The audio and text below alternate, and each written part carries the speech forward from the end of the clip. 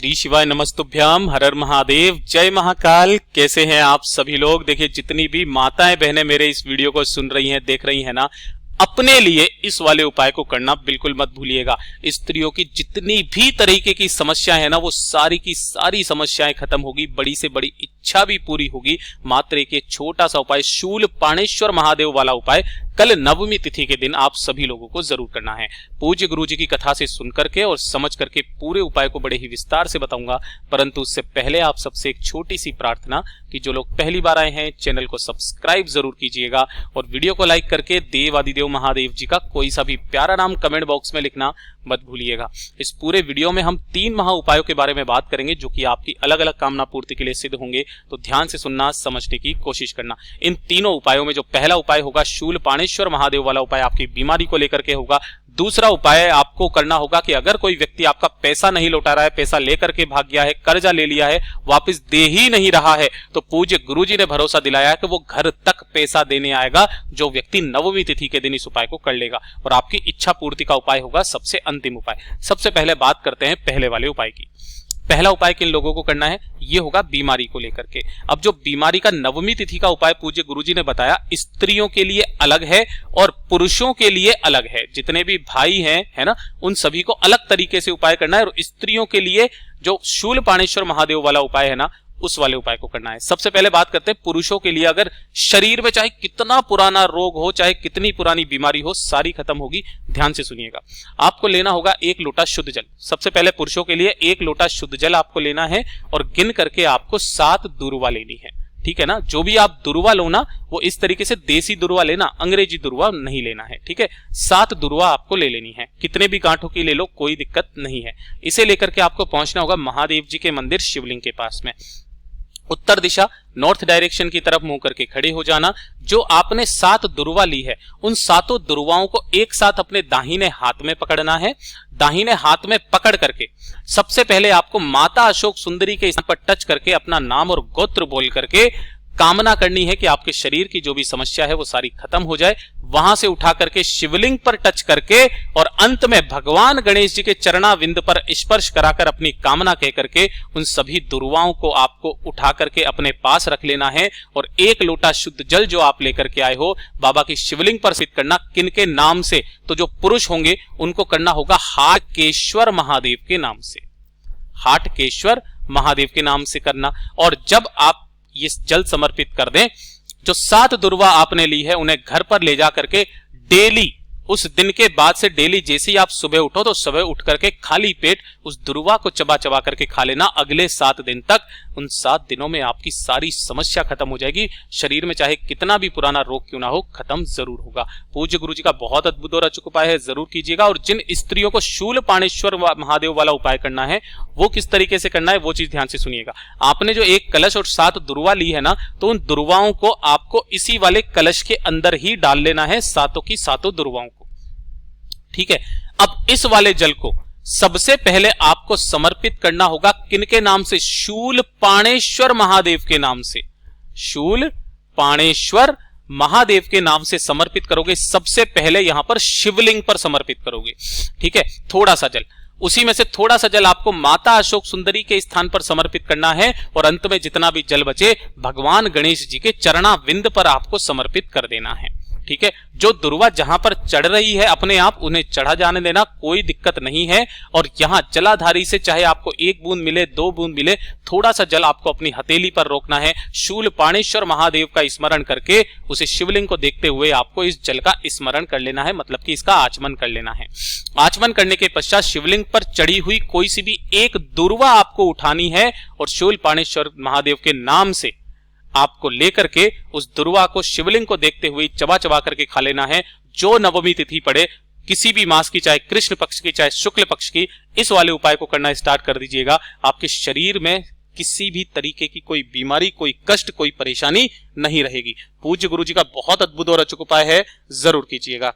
अब बात कर लेते हैं हम लोग तीसरे वाले उपाय की, दूसरे वाले उपाय की।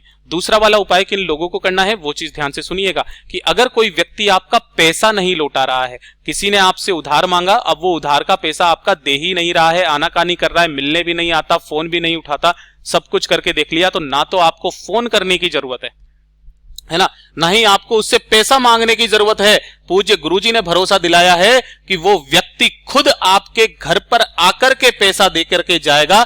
बस एक छोटा सा उपाय आप सभी लोगों को इस नवमी तिथि के दिन करना है।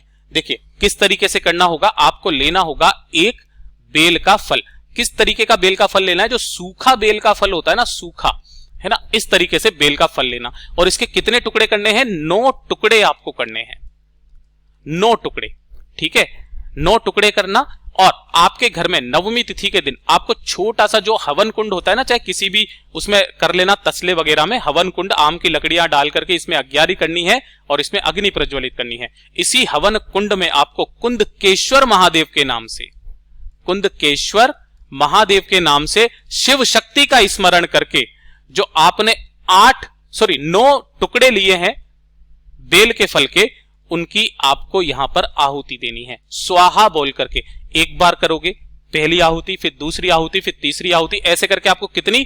8 आहुति तो उसकी देनी है। जो अंतिम आहुति बचेगी, है ना, अंतिम आहुति, उस अंतिम आहुति में आपको बेल के टुकड़े के साथ में आपको थोड़े से लेने होंगे सफेद तिल। ध्यान रखना, कौन से लेने हैं? सफेद तिल लेने हैं, है ना। और उस व्यक्ति का नाम बोल करके, अगर आपको उस व्यक्ति का नाम नहीं पता है तो अज्ञात व्यक्ति का स्मरण करके अपनी कामना कह करके कि भगवान मेरे ये पैसे नहीं दे रहा है, मांग मांग करके थक चुका हूं, काफी समय से अटका हुआ है, अपनी कामना कह करके नवी आहुति सफेद तिल के साथ में आपको इसमें दे देनी है। जब ये ठंडा हो जाए इसकी राख को किसी भी बेलपत्र पेड़ के नीचे समर्पित करके आ जाइएगा। पूज्य गुरुजी ने भरोसा दिलाया है कि वो व्यक्ति खुद घर पर आकर के आपका पूरा पैसा दे करके जाएगा, आपको उससे मांगने की जरूरत नहीं है। पूज्य गुरुजी का बहुत अद्भुत और अचूक उपाय है, जरूर कीजिएगा। बात कर लेते हैं तीसरे वाले उपाय की। तीसरा वाला उपाय किन लोगों को करना है? ये होगा आपकी इच्छा पूर्ति का उपाय, मनोकामना पूर्ति का उपाय। और इससे सुंदर उपाय कामना पूर्ति का हो नहीं सकता। 5-5-5 वाला उपाय बहुत बार पूज्य गुरुजी ने बताया है। जो नवमी तिथि पड़े, एकादशी पड़े, प्रदोष पड़े, शिवरात्रि पड़े, एकादशी पड़े, किसी भी दिन इस उपाय को कर लीजिएगा। मात्र एक बार आपको इस उपाय को करना है। आपको क्या क्या चाहिए होगी? सबसे पहले आपको चाहिए होंगे 5 हरे मूंग के दाने।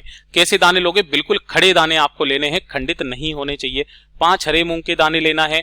5 ही लेने होंगे आपको अक्षत। अक्षत मतलब चावल के दाने जो कहीं से भी खंडित ना हो, एकदम पूर्ण होने चाहिए। और 5 ही लेनी है आपको बेलपत्र। बेलपत्र भी ऐसी लेना है जो कहीं से खंडित कटी फटी ना हो।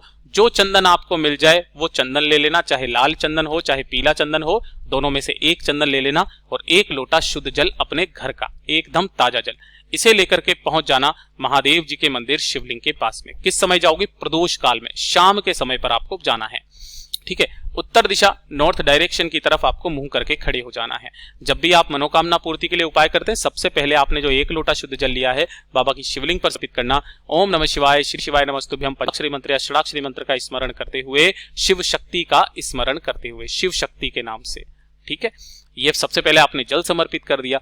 जल समर्पित करने के पश्चात आपको सबसे पहले चावल के दाने अर्पित करने। अब जो चावल के दाने हैं ना, किस किस जगह पर अर्पित करना है वो चीज ध्यान से सुनिएगा।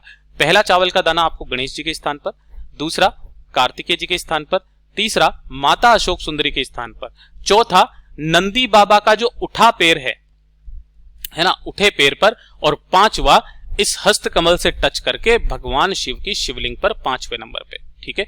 इसी क्रम में आपको 5 हरे मूंग के दाने अपना नाम और गोत्र बोल करके समर्पित कर देना। बाद में जितनी भी 5 बेलपत्र आपने लिए हैं, उन 5 बेलपत्र पर लाल चंदन या पीले चंदन की एक एक बिंदी लगाकर सभी पत्तियों पर अंग का संबोधन बना करके इन सभी पत्तियों को जिस जिस स्थान पर भी आपने 1 चावल का दाना हरा मूंग आपने समर्पित किया है ना, उन सभी के ऊपर आपको इस तरीके से समर्पित करना है कि डंडी रहे जलाधारी की तरफ, बीच वाले पत्ती का मुख रहेगा शिवलिंग की तरफ में। जब आप नंदी बाबा के उठे पैर पर समर्पित करेंगे ना, तब आपको ऐसे समर्पित करना है कि डंडी नंदी बाबा की तरफ में रहे, बीच वाली पत्ती शिवलिंग की तरफ में रहे। जो अंतिम बेलपत्र आप शिवलिंग पर समर्पित करोगे ना, उस शिवलिंग पर समर्पित करने का एक नियम बदल जाता है कि जो आपका बीच वाली पत्ती है, उस बीच वाली पत्ती आपकी तरफ रहेगी, डंडी आपसे विपरीत दिशा में रहेगी। अपना दाहिना हाथ इस वाली बेलपत्र के ऊपर रखना, अपनी मनोकामना, अपने हृदय की बात बाबा से निवेदन करके, कामना करके वापस चले आ जाइएगा। आपकी चाहे कितनी भी बड़ी मनोकामना क्यों ना हो, पूरी जरूर होगी। पूज्य गुरु जी के ये सभी उपाय बहुत ही ज्यादा खास और अद्भुत है, जरूर कीजिएगा। वीडियो पसंद आए तो लाइक जरूर करना, साथ ही साथ चैनल को सब्सक्राइब जरूर कीजिएगा। मैं आपसे मिलता हूं अगले वीडियो में, तब तक के लिए ओम नमः शिवाय, हर हर महादेव, जय महाकाल, जय शिव शंकर, श्री शिवाय नमस्तुभ्यम।